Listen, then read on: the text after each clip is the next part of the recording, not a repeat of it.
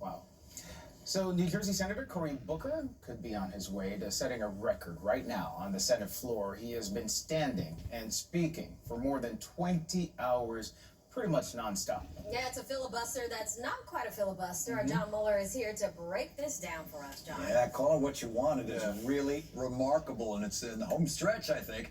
Senator Booker has been speaking for more than 22 hours now under the most trying of circumstances. No food, no bathroom, no break. He's less than 2 hours away from eclipsing the record. His focus, condemning President Trump and his policies. I think I'll yield to a question. I'll yield to a question while retaining the floor. A visibly tired New Jersey Senator Cory Booker refusing to yield the floor of the Senate, but allowing for a question that gives him a precious break from talking. The political marathon began at 7 p.m. Monday night, taking aim at the Trump administration. I rise tonight because I believe sincerely that our country is in crisis. Technically speaking, it is not a filibuster, only because Senator Booker is not holding up a Senate vote. But political expert Dan Cassino says the effect is the same. So what Cory Booker is doing is a little less disruptive than actual other filibusters because he's not disrupting a particular bill, but it is about the same in terms of effect, in that it pushes back what the Senate was going to do and stops them taking up some business they otherwise would. His marathon speech near record territory. Way back in 1957, Southern Senator Strom Thurmond filibustered for 24 hours and 18 minutes in opposition of the Civil Rights Bill. We have a president who's come in, and one of the first things he's done in 71 days is insinuate fear and insecurity about Social Security by threatening it. Tiring as it sounds, it's actually potentially dangerous. Senate rules prohibit bathroom breaks, food, and sitting.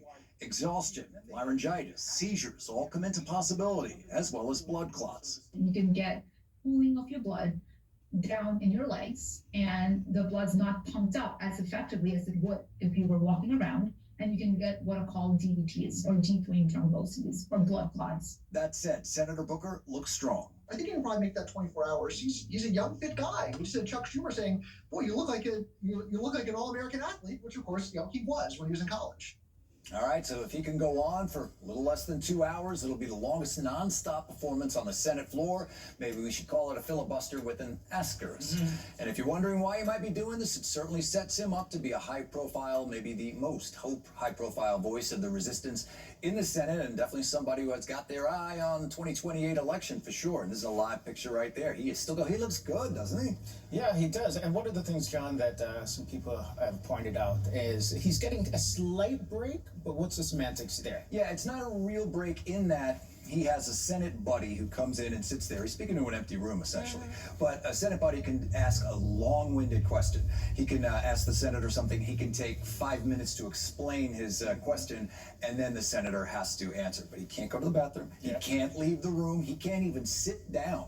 So he's been standing for 24 hours, not going to the bathroom, as far as we know. It's quite amazing. So that whole situation is maybe just to give you some vocal rest, because your voice has to be.